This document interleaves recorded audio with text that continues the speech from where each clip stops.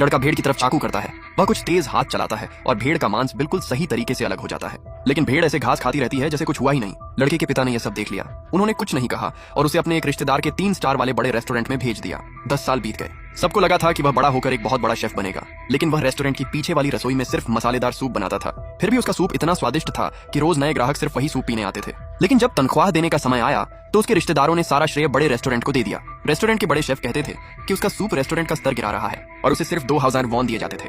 लड़के ने पूछा, मेरी तनख्वाह 25,000 थी, खाना रहने और बिजली के पैसे काटने के बाद सिर्फ 2000 क्यों? आंटी बोली, तुम्हें हमारे घर में खाना और रहने की जगह मिलती है, कुछ पैसे काट लिए तो क्या हुआ? लड़का बोला, हमने तय किया था कि खाना और रहने का पैसा नहीं काटेंगे। आंटी बोली, हम तुम्हें इतना कुछ दे रहे हैं और तुम फिर भी बहस कर रहे हो?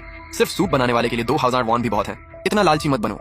अगर तुम्हारे माता पिता की मौत नहीं हुई होती और मुझे तुम पर दया नहीं आती तो मैं तुम्हें रसोई में भी नहीं रखती। लड़का बोला, लेकिन आंटी, बहुत सारे ग्राहक खास तौर पर मेरे मसालेदार सूप के लिए आते हैं। आंटी गुस्से में बोली, तुम अभी भी उस बेकार सूप की बात कर रहे हो? क्या तुम्हें पता है कि यह 5 स्टार वाला बड़ा रेस्टोरेंट है?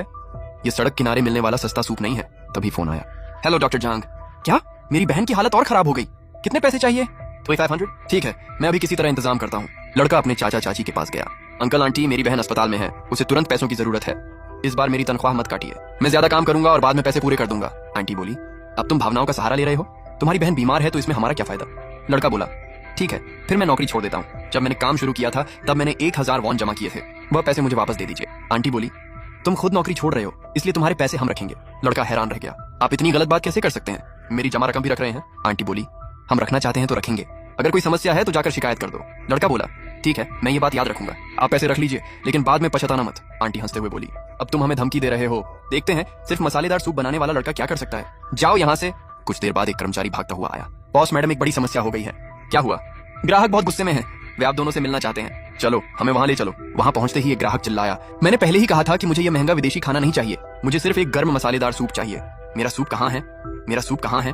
बॉस ने कहा, मिस्टर झाओ, आप इतने गुस्से में क्यों हैं? मिस्टर झाओ बोले, बिल्कुल सही समय पर आए हो, मेरा मसालेदार सूप कहाँ है? बॉस बोला, अभी लाते हैं। आपको सूप चाहिए ना? कोई बात नहीं, हमारे पास अभी पहाड़ों से आया बहुत अच्छा जिनसेंग है, रसोई में आपके लिए खास सूप बनवाता हूँ। एक शेफ बोला, बिल्कुल। मिस्टर झाओ, इसे छक्कर देखिए, इसे खास तौर पर एक बड़े शेफ ने बनाया है। मिस्टर झाओ ने गुस्से में कहा, ये क्या है? मैंने कहा था कि मुझे मसालेदार सूप चाहिए, क्या आपको मेरी बात समझ नहीं आती? ये बेकार चीज मुझे देकर आप मेरा मजाक उड़ा रहे हैं।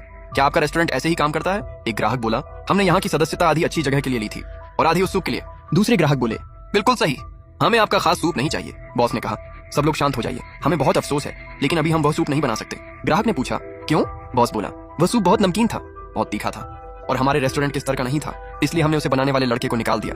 ग्राहक हैरान रह गए, क्या तुम लोगों ने उस अच्छे कुक को निकाल दिया? वह सूप ही तो इस जगह की सबसे अच्छी चीज थी, मैं तो इसी सूप के लिए यहाँ आता था। एक और ग्राहक बोला, अगर कल दोपहर